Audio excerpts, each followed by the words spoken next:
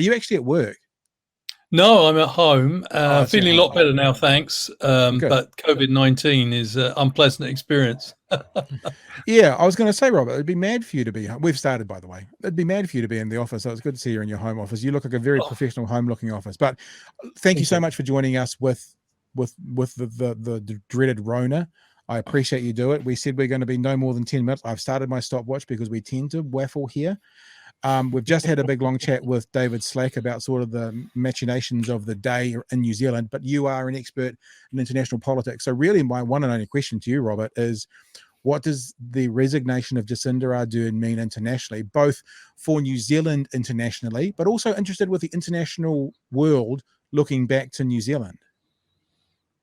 I think it means a lot because I think, like it or like her or dislike her, Jacinda Ardern was a very good ambassador for this country.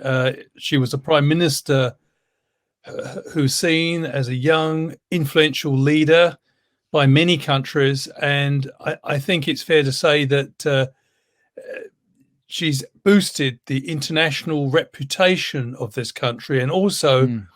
international awareness of New Zealand's ability to act, particularly after the Christchurch terror atrocity of March 2019. But also, she won a lot of international applause in relation to at least the first year of the handling of the COVID-19 pandemic. And her performance in office, and it wasn't just her alone, her government's performance, cut a welcome contrast with the responses of the likes of the UK and countries like the United States. So it's going to mean a lot to New Zealand how we look internationally. What about coming back the other way?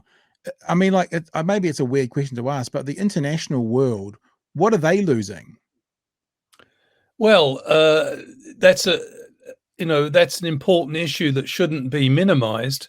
Jacinda Ardern skillfully navigated the triangular relationship between New Zealand, the United States, and China at a time when that relationship has been subject to intensifying rivalry between the two superpowers. The other thing I think which is notable, as well as maintaining good relations, in fact, excellent relations with the United States, and still very constructive relationship with China. In addition, I think the Jacinda Ardern period also saw, particularly the last year or so, a strengthening relationship with Australia after some strains during the Scott Morrison period, and an excellent relationship throughout her period as leader with Canada. And of course, Canada is an important partner for New Zealand. It's often joked that Canadian diplomats and New Zealand diplomats often find themselves voting the same way in the United Nations. It's an important relationship because Canada is, like Australia, a member of the Five Eyes Intelligence and Sharing Arrangement. So, yeah, overall, I think Jacinda Ardern has, I think, to some extent, redefined international perceptions of New Zealand. I think we in New Zealand and many New Zealand politicians often describe New Zealand as a small state, and the implication is not really important to anyone else other than ourselves.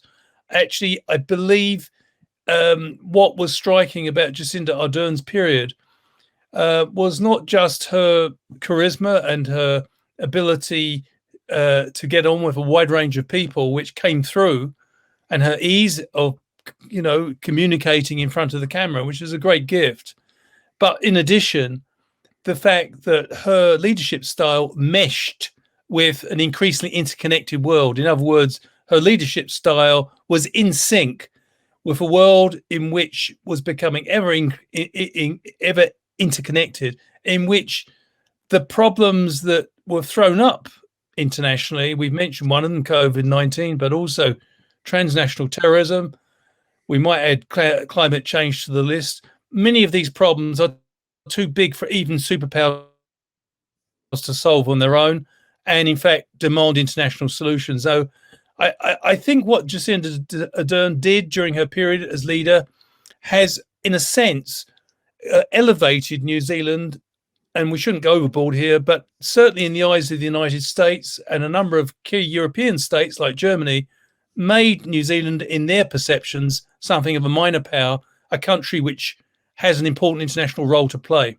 What attributes does the Labour Party need to look for in someone else for leadership I'm sort of thinking for the international credibility that Jacinda Ardern has? We're talking international politics. Is there something that you can put your thumb on that goes that if the next leader is going to be as influential internationally or as effective internationally, they need to and is there someone that springs to mind for you who that would be? Well, firstly, I doubt whether foreign policy will loom large in deciding who Jacinda Ardern's successor is. I would argue, as someone who teaches international relations, that we, as a country, we underestimate the importance of the subject. After all, few countries in the world trade with more. If you take New Zealand, about 29% of our GDP is accounted for in agricultural or mostly agricultural exports. So we actually, whether we like it or not, we have a big stake in the international environment. Our well-being depends on it.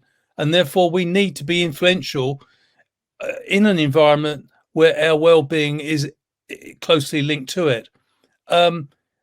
Yeah, I mean, I think what would the person need, what would be handy for the person who succeeds Jacinda Ardern would be to recognise, as she did, that there's a linkage between the way we conduct ourselves domestically and the way we project ourselves to the outside world.